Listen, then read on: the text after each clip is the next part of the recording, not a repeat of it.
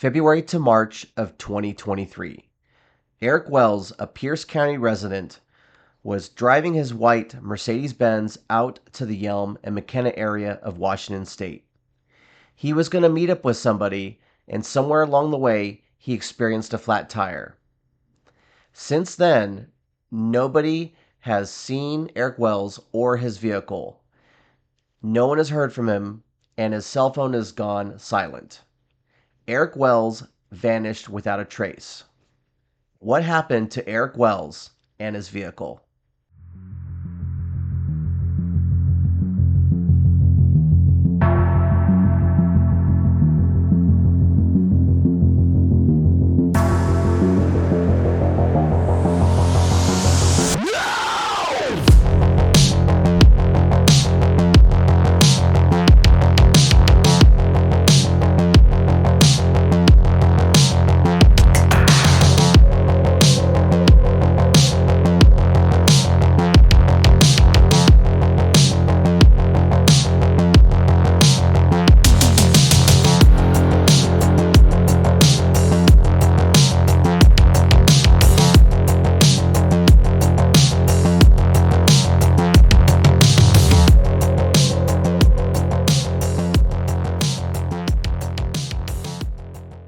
Hello everyone, and welcome to Cooper's Amputee Lifestyle on YouTube, Facebook, and Instagram. Today we're going to be talking about Eric Wells. I owe you guys an update on our search for Eric Wells and the disappearance of Eric Wells. Eric Wells went missing sometime between February to March of 2023. The information is mostly the same, but there are some variances between some of the information. But from what we gather, from what is reported and on these missing persons flyers, as he went missing around February to March of 2023 from the McKenna Yelm Spanaway area. And currently the Fife Police Department is handling his missing persons investigation. And so they have left their contact information on flyers. We also have the contact information from the Washington State Patrol Missing Persons Unit as well. Eric was last reported to be around the McKenna area dealing with a flat tire for his white Mercedes four-door car that it was reported that it was a CLS 550 or a CLS 650. But here's a picture of the actual car, and I'm gonna have the car blown up here, and there's the VIN number right there. Now the importance of listing his VIN number and showing you guys right there is because Eric Wells's Mercedes didn't get Washington tags for it yet. It basically just had those temporary tags on it once you leave the dealership. So any white Mercedes that is basically very similar to this make and model, whether it's got plates or no plates on it, basically what we're looking for is a white Mercedes that's got this VIN number, and it should have the same rims on it.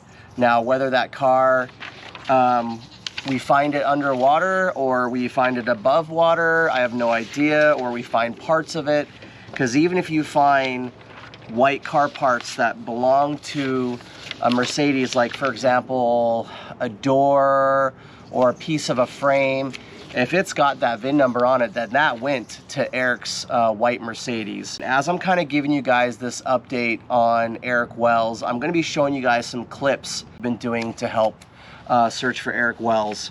We have a list of bodies of water that we went and cleared with Eric Wells, and I've had some updates in the past, but I've done quite a bit more searching, and so I wanted to basically give you guys a list of our updates. We've searched 20 lakes with public boat launches that had where we actually searched the entire perimeter of that lake. And we've been to 4 other lakes where we only had enough time to just to clear those boat launches. So we started searching lakes based upon Eric's last known whereabouts. We focused on that McKenna Yelm Spanaway area. We searched Spanaway Lake and came across several boats underwater. Other than that, we did clear Hearts Lake, Ohop Lake. Ohop Lake was interesting. We did have a couple of cars that were dumped off right there, and one of them was chopped. The car was completely cut. We picked up a corner piece, and we're looking at the corner piece. There was also another car there. Getting a feel that a lot of these lakes are having like stolen cars just kind of dumped in and around them. Clear Lake, we finally were able to get into Clear Lake. That water was super clear. We went to Tanwax Lake. We were the clear Tanwax Lake. Lake Lawrence, we were able to go down there, clear Lake Lawrence. Cleared Uffit Lake. We went to Lake Whitman, cleared Lake Whitman. It was later brought to my attention from another search group that was searching for another individual that goes by the name of Rio Boyd, and here's her information right here, that they're looking for Rio Boyd, who also went missing. They asked me while I was doing these water searches if I would keep in mind looking for her, because it's a possibility that she could have been dumped in a body of water, maybe concealed in a container like cooler or barrel or whatever. So I said, sure, no problem. So as I searched Lake Whitman, I come across 3 barrels that are grouped together, not so many feet apart, not far from the boat launch. So I go back there on another day and I pull these 3 barrels out, so we can clear the barrels, making sure there's no human remains in them. We also went down to Lake Kapowsin. So Lake Kapowsin, that's a very interesting lake. So when we searched Lake Kapowsin, you know, we did come across a boat upside down. I did dive on it. It was full of car parts, not far into the lake there. But the surrounding area of that lake, off of that main road that runs through there, we came across, I want to say like maybe 16 or over 16 vehicles on those trails, that these trails lead down to the lake and along the railroad tracks that goes along the lake. And we're finding that these vehicles are like, some of them are burned up, they're shot up, they're stripped of parts. Some of them were stripped all the way down to the frame. We're finding that, like, it looks like some of these vehicles were towed in by a rope and then dumped. We were finding like VIN numbers on cars down there, car parts down there. And we did have one that had a license plate on it. We did call 911 to report these VIN numbers and cars and the location, you know, just in case any of these vehicles came back to a missing person, or maybe they were involved in some big cold case that could help an investigator with whatever cold case that they're working on. And so what 911 had told me, that to forward this information on to the sheriff's office. It was against policy to let me know which ones that I was reporting were stolen, which ones that, if any of them were linked to a missing person. And then she got back to me shortly after and said, there's a tribe that owns part of the land around that lake, and that they are aware of all these vehicles. I don't know what tribe owns the land around part of this lake. I don't know if they know about every single vehicle. It just seemed like it was a dead end. So I do feel like I want to go back to Lake Kapowsin, do a little more in-depth searching, just in case there is a vehicle that went down. There was lots of big timber in Lake Kapowsin, and lots of these shallow stumps. The water is very blackout diving. You can't see very much, and just below the surface, maybe like a couple inches, you see a stump, and you don't see it until you hit it. So I was hitting probably 20 stumps, having to restart my outboard, having to push myself off the stump. You just don't see them. They're just below the surface. And so I feel like that there could be a possibility of a vehicle that I ended up missing because I scanned one direction, doing a clockwise or a counterclockwise direction around the lake. And maybe this time I do a clockwise direction where I'm scanning a different direction in case there is a vehicle hiding behind a very large timber. And I'm saying these are large timber. That lake, I believe that the history on that lake is it was created for a lumber mill or some sorts of that nature back in like the 1800s or early 1900s, somewhere back then. So that was Lake Kapowsin that we went and did some searching around that whole lake. We did do some searching at some other lakes near the PLS where we only had time to search the boat launches. Silver Lake, and clearing that boat launch. We ended up going to Tool Lake, clearing that boat launch, and that one was in a gated community, so just by chance we were able to get permission to go in there and clear that boat launch.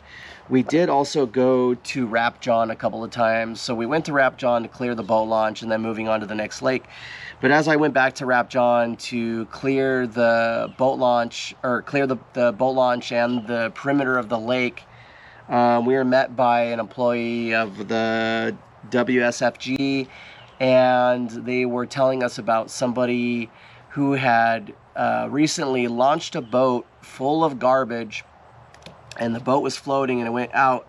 The wind caught it, brought the boat all the way to one side of the lake where it was caught up in the lily pads.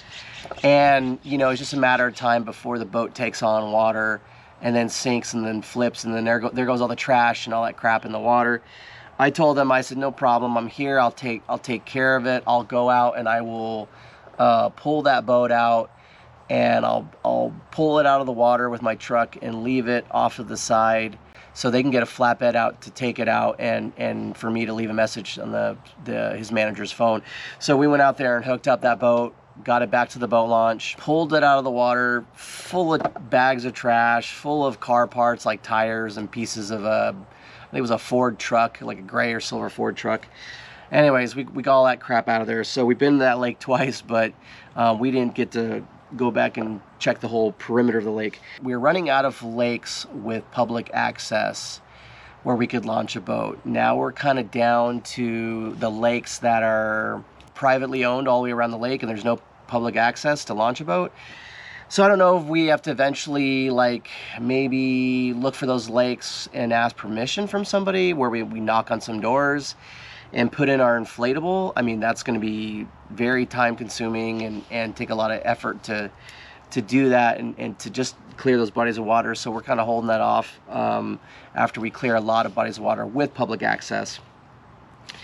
But we expanded our search area to clear more of these bodies of water, and what we're thinking is, we've seen where cars have crossed the state line and entered bodies of water. And what we were thinking is this I-5 all the way down the I-5, which is one of the major paths of travel that people take here in Western Washington, is to start clearing all these lakes all the way kind of down I-5. So what we did do is we cleared Steel Lake, North Lake, Lake Duluth. And Lake Duluth, we did find a Mercedes that was upside down off the boat launch. And we were pretty excited, because when we're thinking, okay, cool, here's a Mercedes symbols, but then as I'm looking at the rim underwater, where I'm thinking, okay, no, this is an aluminum rim, and yeah, it's got the Mercedes symbol, but no, Eric Wells had black rims with the Mercedes symbol on his car. So then I was later believed that wasn't his car. And then when we did pull off a license plate, you know, yeah, license plates can move from car to car, and that was a blackout diving situation, so we couldn't actually really see what kind of Mercedes it was down there. But in the back of my head, you know, yeah, I was like, well, I wonder if this could be it, but most likely it's not. We did find that the passenger and the driver's side and passenger side rear windows were down. The driver's side window was up, and I could only reach a couple feet inside the window while searching this vehicle. So we didn't really get to clear the vehicle. We did call 911. We did report it to the sheriff's office, and they later did invite me out, but unfortunately I was at work, and they were able to pull that vehicle out, and they cleared it, and they did let me know that there was nobody in the vehicle, and it's just basically stolen. So it was good to hear that Lake Duluth did get that vehicle removed out of the lake. We did go to Lake Wilderness, didn't do any diving, didn't find anything worth diving. I guess there's toxic algae in that lake, so I was kind of excited not to have to dive in that lake. Did go to Lake Holm. We did find 2 vehicles in Lake Holm. We have, it was an old Volkswagen van. Only the passenger side window was down, so I could only search in a couple feet, and I searched the glove box, and then we went on the other vehicle, and that other vehicle was upside down. That one was a silver Saturn with suicide doors, but with the lines of the doors that appeared to be a 4-door to me, and it technically is a 4-door sedan. So we ended up pulling the plates off both of those vehicles, and then we called the sheriff's office, and their dive team came out, and they were able to remove both of those vehicles right then and there. And both of those vehicles were stolen, no occupants inside. And I just want to give a shout out to the King County Dive Rescue and Marine Unit. Thank you so much for coming out and pulling out those 3 vehicles. We did also go to Lake Fenwick, and we did find 2 more vehicles. They weren't on the boat launches, they were opposite sides of the boat launches. And we did come across a much older vehicle, and it looked really heavily dilapidated. We did dive down and we did find the front and back plate on it, and we 100% searched that vehicle, reaching down in the mud, making sure there was no human remains, checking the trunk, making sure there was nothing in the trunk. And that came back to like 1960s Ford Galaxy. Also at the other end, we did find a Hummer 2. The visibility was actually pretty good in this lake, and we also cleared the Hummer 2 100%. It was a 4-door Hummer 2 with a truck bed with a cover that went over the truck bed. So we checked, lifted the cover, checked in the truck bed, nothing inside.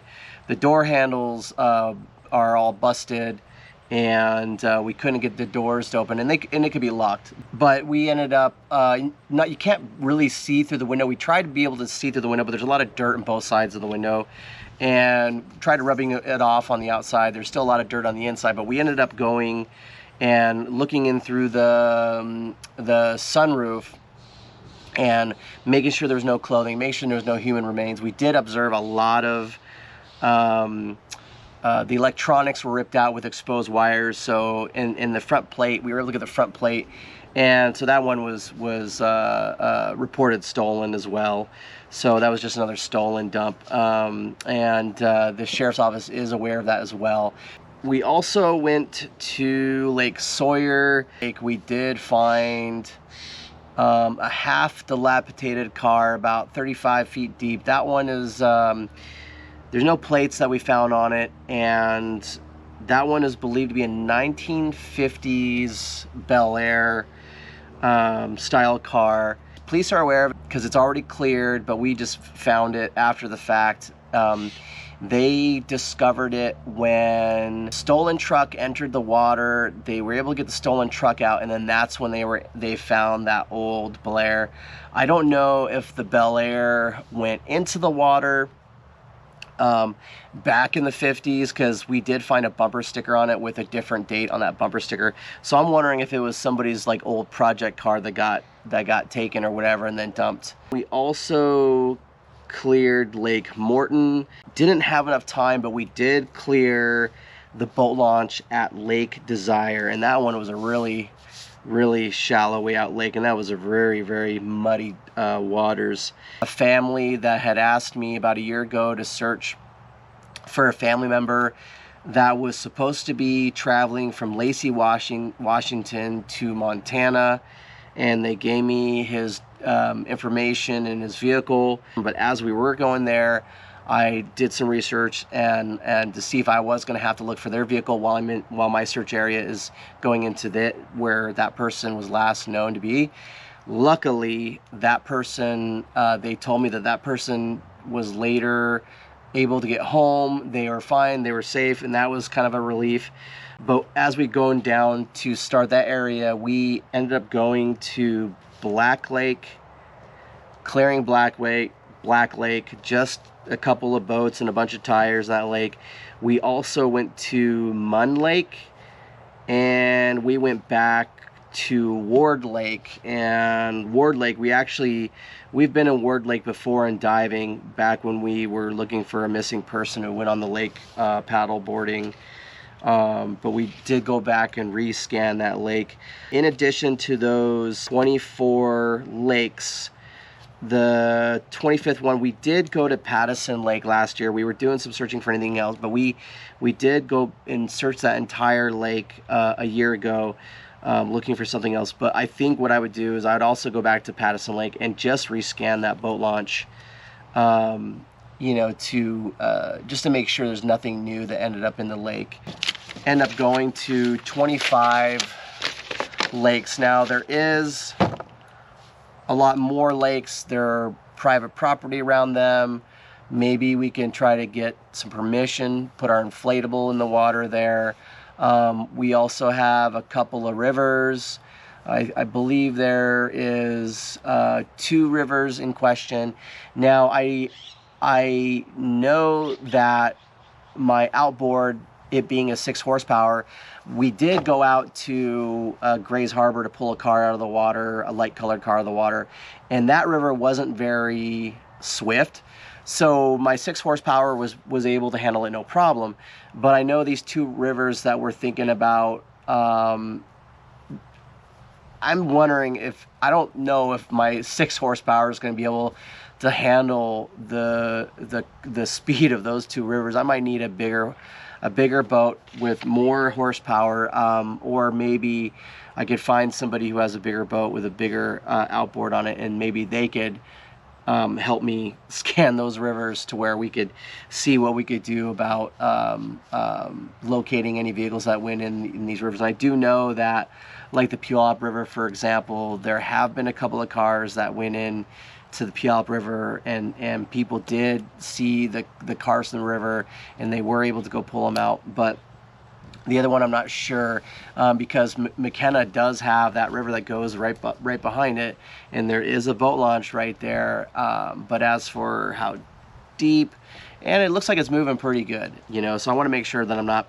putting myself in a position where I'm gonna like flip my boat or get hurt or lose my gear, because the equipment is very expensive.